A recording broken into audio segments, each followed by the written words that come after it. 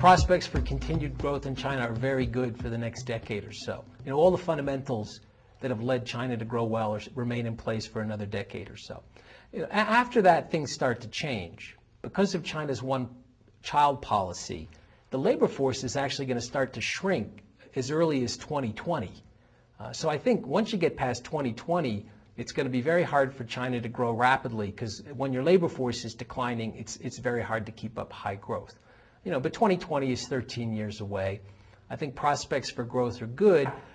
To me, the biggest single issue or challenge that China faces is natural resource scarcity and environmental degradation.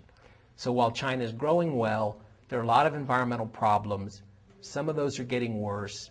The people are very concerned about this. So the government has started doing attitude surveys or household surveys to get people's input into what they think the government should be doing.